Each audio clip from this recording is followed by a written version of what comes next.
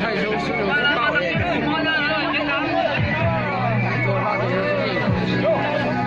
教练，好好不好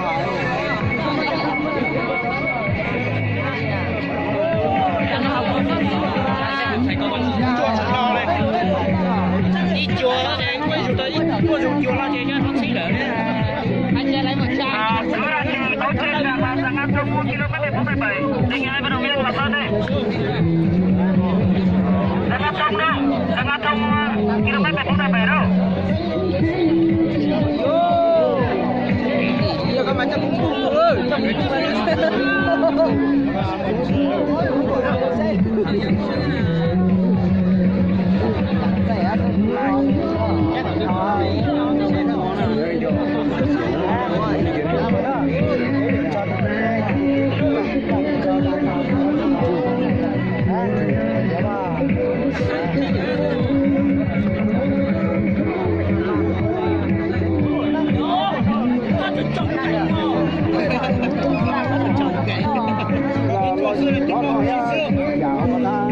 Mẹ sao mình nhớ thì được không?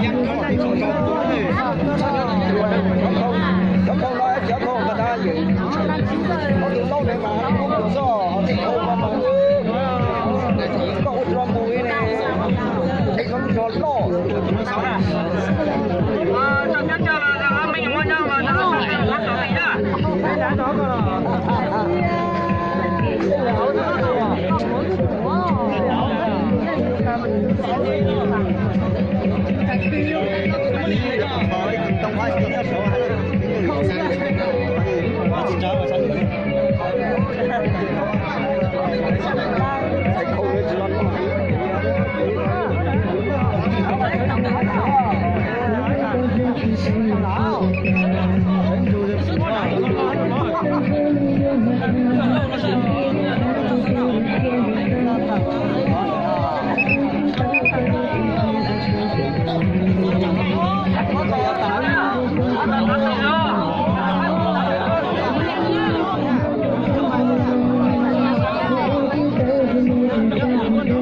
không dưới nè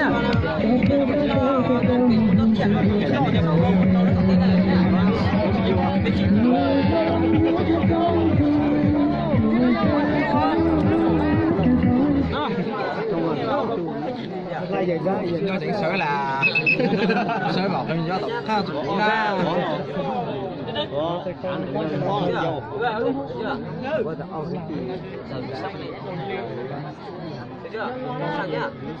sang lâu vậy nó dễ của tao thì ơi dặn cho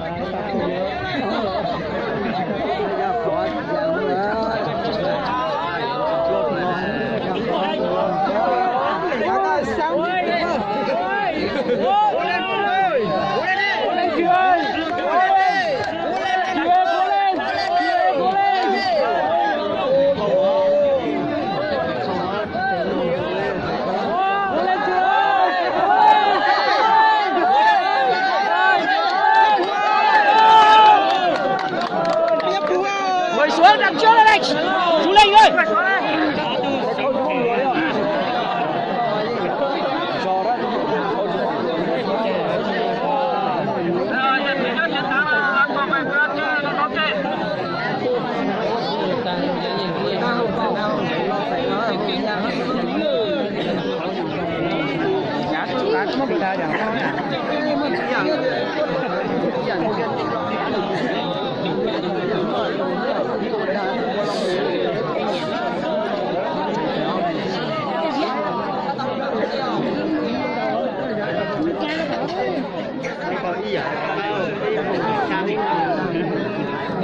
Đâu cái nhiều say đâu, say họ sang mình nhiều thế. Con này,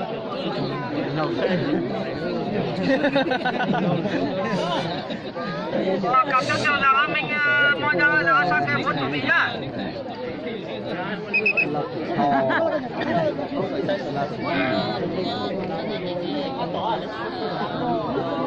mình định đã chụp không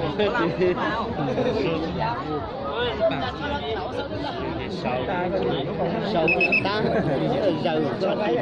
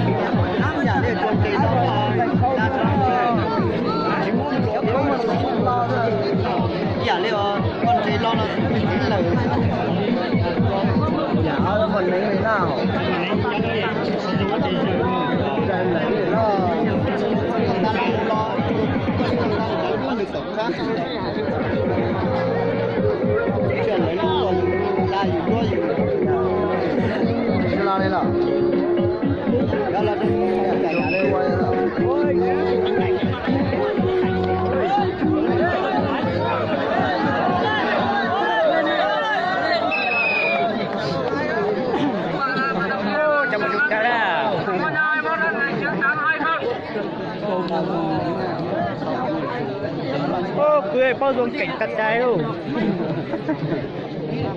nhót lý gió cho thì làm bắt tay cái gì đó nhót lý gió rồi